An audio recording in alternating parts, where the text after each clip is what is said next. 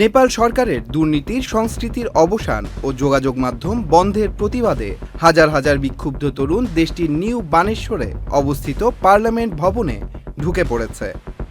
সোমবার শান্তিপূর্ণ কর্মসূচির কথা থাকলেও তার রূপ নিয়েছে সহিংস বিক্ষোভে। পরিস্থিতি নিয়ন্ত্রণে আনতে পুলিশ টিয়ার গ্যাস ও জলকামান ব্যবহার করে।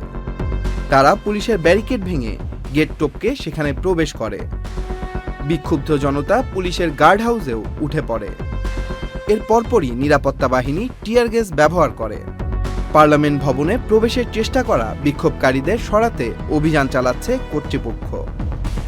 পরিস্থিতি উত্তপ্ত হবার সাথে সাথে বানেশ্বর ও আশেপাশের গুরুত্বপূর্ণ এলাকায় দুপুর 12:30 থেকে রাত 10টা পর্যন্ত কারফিউ জারি করেছে কাঠমান্ডু প্রশাসন। এ ঘটনায় এখন পর্যন্ত 14 জন নিহতের খবর পাওয়া গেছে। কাঠমান্ডু, পোখরা, বুটওয়াল, বিরাটনগর সহ বিভিন্ন শহরে দুর্নীতি ও সরকারের সামাজিক যোগাযোগ মাধ্যমের বন্ধের সিদ্ধান্তের বিরুদ্ধে দীর্ঘদিন ধরে বিক্ষোভ করে আসছে দেশটির তরুণেরা।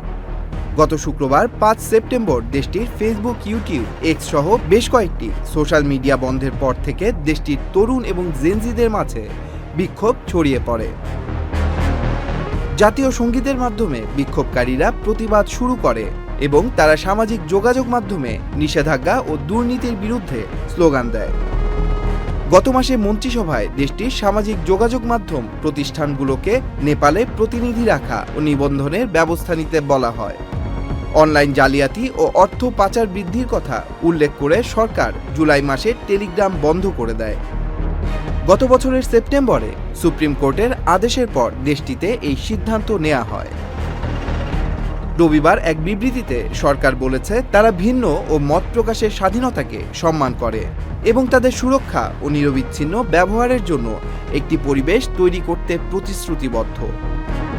নেপালে পার্লামেন্ট ভবন দখলের ঘটনায় হতাহতের সংখ্যা বাড়তে পারে বলে জানিয়েছে দেশটির স্থানীয় গণমাধ্যম। Tanmoy Mahmud, Channel I online.